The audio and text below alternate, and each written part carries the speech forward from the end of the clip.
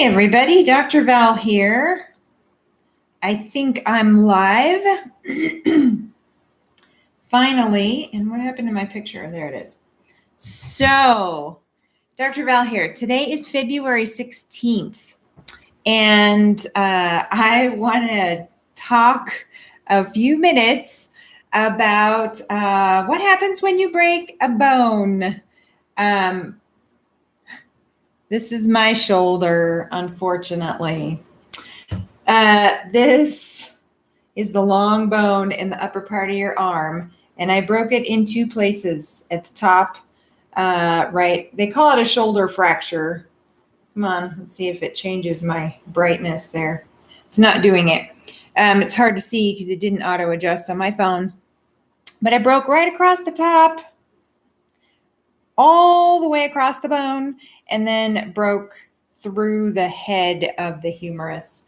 That would be from skiing. It was a freak skiing accident that happened 4 weeks ago today. And most of the bruising is gone. Not 4 weeks ago, 4 weeks ago, 2 days ago. So I'm 4 weeks and 2 days out, which makes that 30 days. So I did not have to have surgery, managing it conservatively. I don't want any more pins or plates or screws in my body. So I'm going to do a quick series on what you can do if you were to break a bone and what's the process going on, and share some of the therapies that I've been using over this past month and will continue to use, because I've broken bones before, and kind of the explanation is, well, you just sit around and you wait for the bone to heal, and there's not anything you can do. And that's not true. That's one of the amazing backgrounds in understanding functional medicine and understanding root cause of cellular health. And that's a big thing, is how do you enhance your every cell's function in your body, because that means they're going to do their job better. We know there's things that affect that. And that's the perspective that I'm coming from. So I know there's therapies that affect it. I know there's, diet, nutrition, and sleep. All of that stuff really affects how healthy your cells are, and that's going to speed up the healing process. So this has been kind of a journey looking into specifically what is it that helps with cells. So I'm going to do a video on the supplements I'm taking. I'm going to do a video on some of the therapies that I'm using and what the science is behind those therapies. So today I'm just going to give you a quick, in part one, I'm just going to give you a quick overview of what's going on when you break a bone. And this is any bone. But you start asking yourself, well, when exactly do do bone cells actually start filling in that gap, filling in the space? Because that's a long process, but when does it start? So real quick, let's say you break a bone, any bone. And what happens immediately within hours of that process is so this is as high as I can lift my right hand. Of course, I'm right-handed. I can't eat yet with my right hand, but I can move, contract my biceps here, so I can move this hand up to here for a period of time, but it gets very tiring. Anyway, so that bone breaks, and what you get first is a blood clot that sort of congeals around the pieces of bone. And that's often because of all the muscle trauma and the things. I mean, when you break a bone, you don't just break a bone. All the stuff that's attached along that bone shaft, all the muscle attachments, the ligaments, all the fascia that is holding everything that was around that bone, holding it all in place. Plus there's nerves, there's blood vessels that are running often right along the bone for the muscle groups. They're usually intertwined in the muscle layers as they're running up these little channels that are formed when the layers of muscle lay down together. You have oftentimes nerves and blood vessels running through that. So when you break a bone, depending on how you do it, and none of it is pleasant, whether it's from a car accident or a bike fall or a kid jumping out of a tree, or I mean, there's so many things that you can strain the bone, the long way, or you get hit across the bone and it breaks. There's lots of different ways that you just take too much impact and you can end up with a broken bone. But regardless, the surrounding tissue is damaged. It's crushed, it's ripped, it's torn, it's all kinds of things that it's going to have to fix.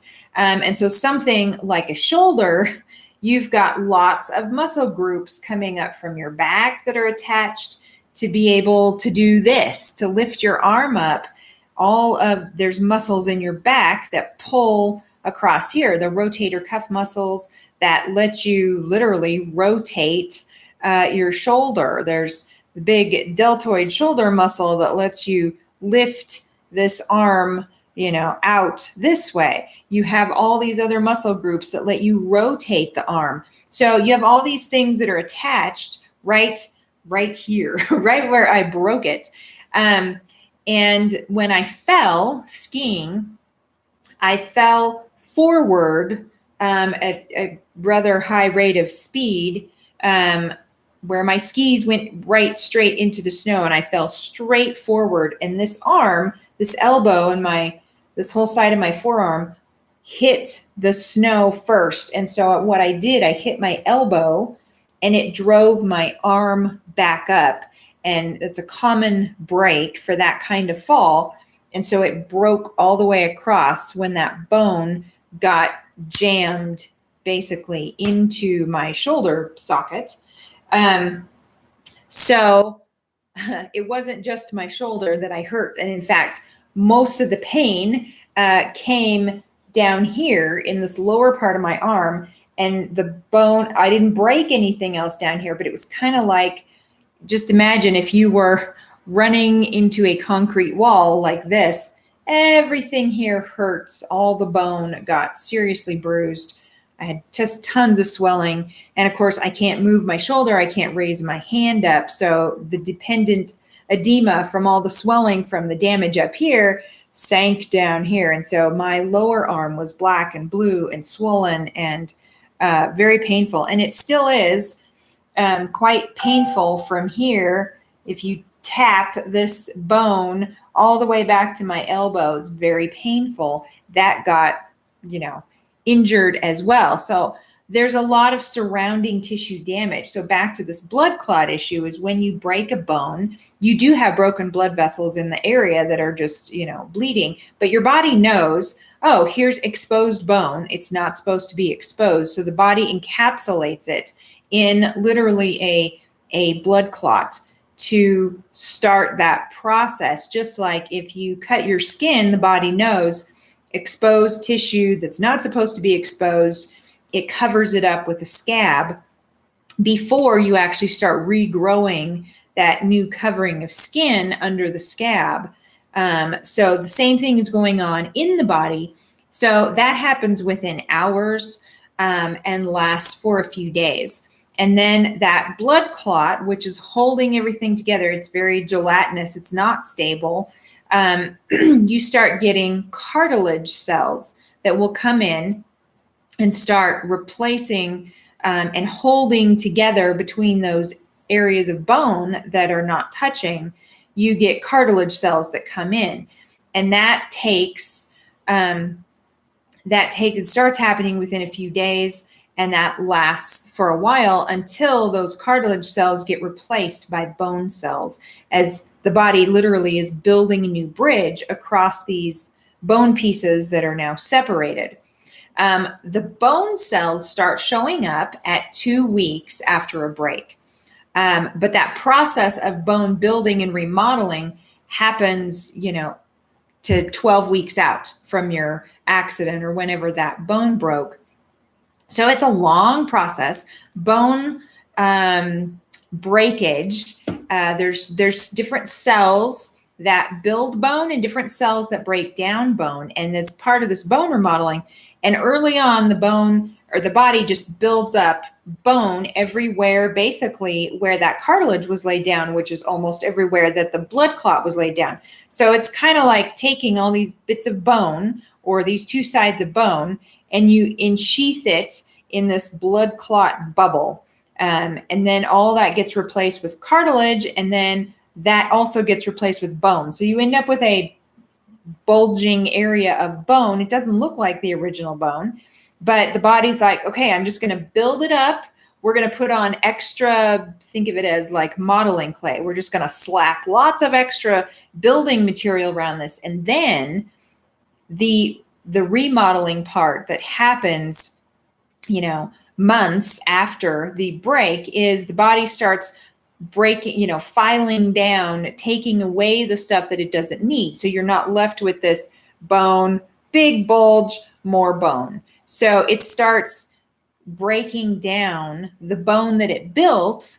So it builds extra, it slaps on lots of extra building hard material. And then it says, okay, now let's actually try to remake this bone the shape that it needs to be. So it files down, literally, it breaks down those extra bone cells. So that's a whole remodeling process. So the bone cells get activated at different times where first, initially it's just bone building. We need all hands on deck, just slap lots of cells of bone tissue down and get this stabilized. So that starts happening at 2 weeks. And I certainly noticed a big change at 2 weeks where it was like, wow, it actually feels more stable. And I don't know how else to describe it. Because I didn't have a cast, when you have a shoulder fracture like this, you often don't need a cast. Gravity itself will hold this in place. I have been wearing a shoulder immobilizer, which is a strap that goes around my waist, basically, and it has Velcro to hold my arm at the elbow, right to my side, and then another strap for my wrist that's held in front of me like on my stomach. And when you wear that, I can't move my shoulder. So the most dangerous part early on was, it was far more dangerous having somebody come up and bump it or me run into a wall or something, because this is open and totally unprotected. But I did not, like, my nightmare was tripping and falling downstairs. I don't have any way to catch myself if I run into this, if somebody bumps it, And is this still painful? Yeah. And it's mostly the soft tissue now, where just lots of damage happened, and all the muscle attachments that come across here and across from the back and all these things, that's what hurts now. There's tender spots where the tendons are attaching, and all this stuff is trying to form, but the body's priority is let's start forming the bone before it starts repairing some of these tendons and attachments of the muscle to the bone. It has to fix the bone first. And so you end up with a lot of soft tissue pain after the fact. So my shoulder is just open to everything. And I still wear that immobilizer at night and many times throughout the day, or if I'm out and about. But now I'm to the point where I'm 4 weeks out. So I will let my arm just hang and kind of swing a little as I'm walking. This has been a gradual thing to get where I am now. I still have extremely limited ability. I can't drive. I can't eat with that hand. I have very little leverage. So if I'm eating with this hand, I can't really cut. If I have a piece of meat or something that I have to cut with a knife, I can't do it because I don't have any leverage on pushing down with this arm yet. My triceps are still amazingly painful. So I can't push down with this hand very much. So this is a process, but every week, even every day, it's getting a little bit better and a little bit better. So all that to say is there's a whole lot of repair mechanism that's going on when you break a bone, not just to the bone, but all of the tendons, the fascia, the nerves, the blood vessels, all of the bony attachments, the ligaments, just all kinds of things are also repairing. So this is it's a long process, but knowing what I know, that you can affect the health of the cell, there's a lot of things that you can do in the meantime. So I have broken bones before, and it's like, well, you just sit around and you wait for them to heal. And there's nothing really that you can do about it. Just don't overdo it. Don't push this or that. Keep your mobility when you can start moving that area again. It's not, that's not the line that I believe anymore, because there are absolutely things that you can do. I mentioned sleep and diet and nutrition. If your body, you have a lot of inflammation from all the tissue damage. So there are a lot of things in diet that can amplify your pain, because they're magnifying that inflammatory process. So there are inflammatory foods, namely sugar, processed carbs, wheat, anything that breaks down quickly into sugar is extremely inflammatory. And we know that that has immediate effects on your pain receptors when you magnify all that inflammation. So if you already have an area that's inflamed, and that could be chronic inflammation, the same, it's fuel to the same fire. So if you have arthritis or something, the same goes for that. You change your diet to a non-inflammatory diet, and it cuts way, way, way down on those just inflammatory molecules and cytokines that are circulating, because you're not eating as much. So just changing your diet has a huge effect on pain from inflammation. So yes, the local inflammation is still going on in an area with all that damage, but talk about how you're able to sleep through the night, or the throbbing pain, when you're eating a lot of inflammatory foods, makes a huge difference. So, one of the first rules is listen to your body. When I broke my arm, I had no appetite for days. So do you think I ate? No. I ate one meal a day usually. But I was not hungry. Listen to your body. All of your body's energy when you have a big injury like that is going towards repair. If you start eating, you're pulling all of the energy and stuff. Okay, I have to take all this food, break it down, store it, burn it, do something with it. It takes body's energy, cellular energy, away when you have to stop and store food. This is the premise behind the benefits of intermittent fasting and even block fasting. So with intermittent fasting, one of the things that I'll mention, so if you're 16 hours out, so let's say you didn't eat all night and you eat late in the day, or you eat one meal, you're 16 hours out, you have a growth hormone spike that starts happening. You get growth hormone release. You want growth hormone when you have massive repair to be happening. Growth hormone stimulates bone growth. It stimulates cartilage growth. It stimulates skin repair. So growth hormone is a huge plus. So if you have a big injury like that, listen to your body, because your body will say, I'm not hungry. There's a reason, because your body is trying to focus on healing and putting all of its energy towards, taking care of those, putting out the immediate fires, so to speak. So listen to your body. So right off the bat, I was doing intermittent fasting every day. And then within the first week, within the first 2 weeks, I did a couple 2 and 3 day fasts. I could have done longer. I just wasn't very hungry.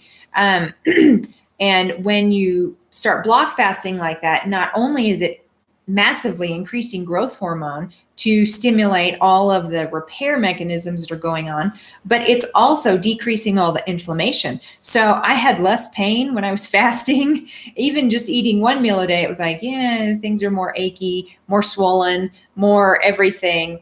And when I would fast, just do a water fast for a couple of days, the pain was, oh, this is not bad at all. It makes a really, really big difference. So there's a couple reasons early on to fast after you've had a big injury. And for continued healing, even down the road, generally I'm still intermittent fasting. I'm eating one meal or not eating till very late in the day, late in the afternoon, and then dinner. But typically I might eat twice a day, and that's it. But the later in the day you can get that, the more effect you have on that overwhelming inflammation. So you need inflammation because those are the markers that call in all of the cells to come clean up the damage, all the macrophages, and you need that local inflammation. But it doesn't have to be over the top. It doesn't have to be overwhelming inflammation, and your body's able to deal with the pain better, and you don't get as much swelling, and you get better tissue repair and all this. So, non-inflammatory diet, keep it real low carb, stay in ketosis if you can. If you're not aware of that, check out my other videos on ketosis and low carb. And then fasting, huge boost to any healing process, especially bone health, because of the release of the growth hormone. So those are some things that you can do early on that are amazing, benefits, and just listening to your body. But that process is of listening to your body through a healing like this. It's going to take months. That's really important. And we've gotten away from that. You just kind of, well, the doctor says this, or the physical therapist says this, and so this is what I'm doing. But listen to your body. You know your body more than anything else. So just wanted to share some of those early things that you can do. I also started on, a number of things right off the bat, started looking up some different therapies. I'll go into that in some future videos. I just wanted to share this today. So if you have recently broken a bone or, know somebody who has, share this. They might find this series as I go through it helpful. But you don't have to sit around and wait for your arm to heal. You are not a passive observer in this process.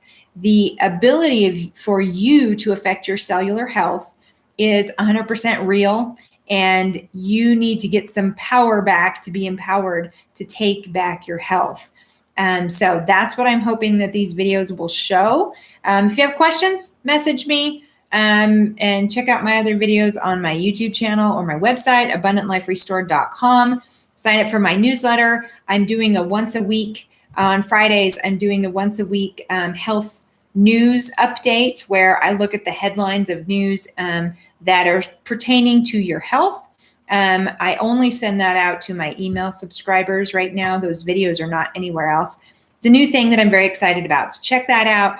And hope everybody has an awesome day. I'll be back with part 2 tomorrow. And I'll look at the supplements that enhance bone healing specifically that I've been taking, and a little bit about that. So that's all I want to share today. Have an awesome day. Talk to you later.